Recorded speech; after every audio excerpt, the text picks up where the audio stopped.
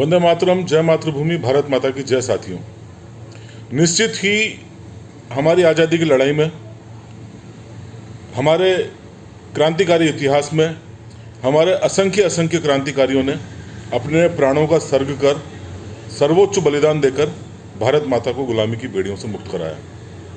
किंतु क्या सर्वोच्च बलिदान के मापदंड सिर्फ यही हैं कि फांसी लगाकर या अंग्रेजों के साथ प्रत्यक्ष मुठभेड़ में बंदूक की गोली से या अन्य किसी कारणों से प्रत्यक्ष रूप से अपने प्राणों की आहुति देकर ही सर्वोच्च बलिदान दिया जा सकता है? पल पल, क्षण क्षण अमानवीय यातनाएं एवं यंत्रणाएं झेलने के बाद, अपने एक एक क्षण को मौत से भी ज्यादा बदतर बना देने वाली स्थिति से गुजरने के बाद, यदि कोई अपने आप को मातृवेदी के लिए समर्पित कर देता है, तो क्या उसे सर्वोच्च बलिदान नहीं कहा जाएगा? निश्चित ही हमारे कई ऐसे क्रांतिकारी रहे जिन्हें मातृवेदी पर अपने प्राणों की आहुति करने का स्वर्णिम अवसर प्राप्त नहीं हो पाया। जी हाँ, मैं स्वर्णिम अवसर इसलिए कह रहा हूँ, हमारे क्रांतिकारियों का मनोबल इतना ज़्यादा उच्च हुआ करता था कि वह फांसी लगने को एक पुरस्कार के रूप में देखते थे, न कि किसी सजा के रूप में। यही कारण था कि जब भी हमारा कोई क्रांतिकारी फांसी से वंचित हो जाता था तो वह प्रसन्न नहीं होता था, बल्कि उसे एक ग्लानि होती थी कि वह अपने अमुक मित्र की भांति मातृवेदी पर अपना सर्वोच्च बलिदान नहीं दे पाया। लेकिन अंडमान निकोबार की जेलों में काला पानी की सजा व्यतीत करते करते एक एक क्षण निश्चित रूप से पल पल, क्षण क्षण बलिदान होने के समान ही है। हमारे ऐसे ही क्रांतिकारी जो भगत सिंह के अनन्य मित्र थे, चंद्रशेखर आज़ाद के साथी थे एवं कई कई क्रांतिकारियों के सहयोगी एवं साथी, जिनका नाम होता है शिव वर्मा।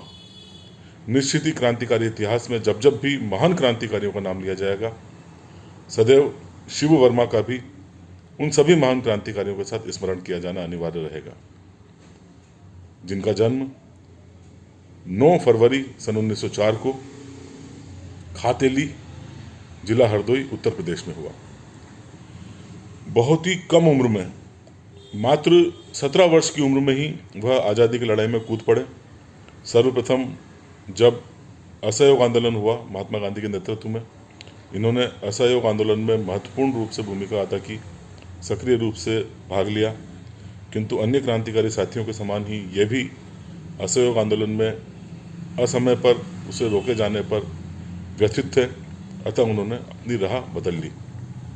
आगे यह कानपुर चले गए। असहयोग आंदोलन के बाद कानपुर, जो कि हिंदुस्तान रिपब्लिक एसोसिएशन का गढ़ हुआ करता था, शचीन्द्र सान्याल महत्वपूर्ण नेता थे। उनके प्रतिनिधित्व में, उनके नेतृत्व में इन्होंने उस पार्टी की सदस्यता ले ली एवं क्रांतिकारी गतिविधियों में सक्रिय रूप से भाग लेने लगे। पार्टी में इनका क्रांतिकारी नाम था प्रभात। डीएवी कानपुर में अध्ययन के दौरान ही सर्वप्रथम यह भगत सिंह से मिले। इस मुलाकात ने शिव वर्मा की दिशा एवं दशा को तय कर दिया।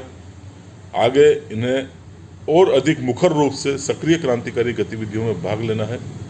निश्चित रूप से इस मुलाकात ने यह निर्णय कर दिया था। भगत सिंह से अत्यंत प्रभावित हुए। राम प्रसाद बिस्मिल के भी बहुत ही घनिष्ठ साथी थे।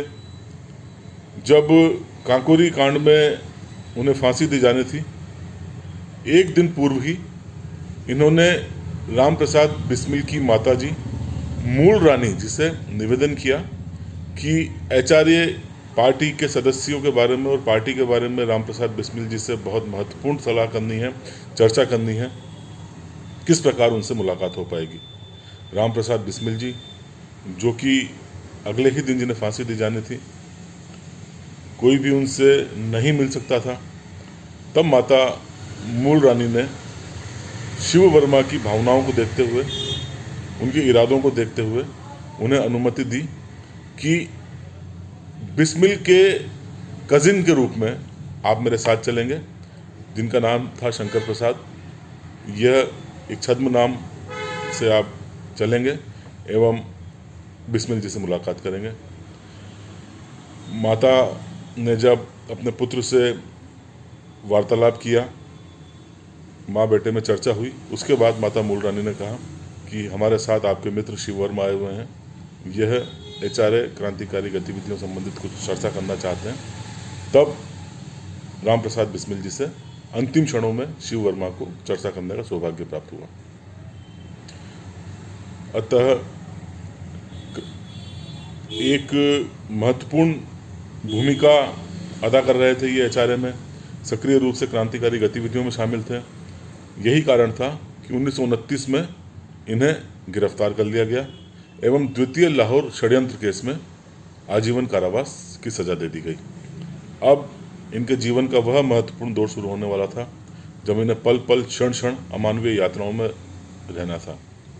अंडमान निकोबार की जेलों में अमानवीय यातनाएं सहने के लिए अब इन्हें तैयार रहना था, किंतु यहाँ भी यह चट्टान की भांति अडिग रहे। संपूर्ण कैदी के रूप में अपने कार्यों से निवृत्त होने के बाद, असंख्य यातनाएं सहने के बाद भी यह मार्क्सवादी साहित्य का अध्ययन करते थे। यही कारण था कि यह इतने ज़्यादा मार्क्सवादी साहित्य में खोसे गए, रम गए कि आने वाले जीवन को इन्होंने मार्क्सवाद को ही समर्पित कर दिया। जब यह जेल से रिहा होकर छोटे, कई जेलों में इनको रखा गया। आजीवन कारावास के दौरान मद्रास, लाहौर, नैनी। जेल से रिहा होने के बाद इन्होंने कम्युनिस्ट पार्टी ज्वाइन कर ली एवं ताउम्र इन्होंने उसी पार्टी में रहकर अपनी सक्रियता जारी रखी। अंततः 10 जनवरी 1997 को कानपुर में इनका देहांत हो गया। आज़ादी के मतवाले हमारे महान क्रांतिकारी शिव वर्मा जी के भारत की आज़ादी की लड़ाई में बहुमूल्य योगदान को मातृभूमि सेवा संस्था नतमस्तक होकर नमन करती है। वंदे मातरम। जय भारत, जय हिंद।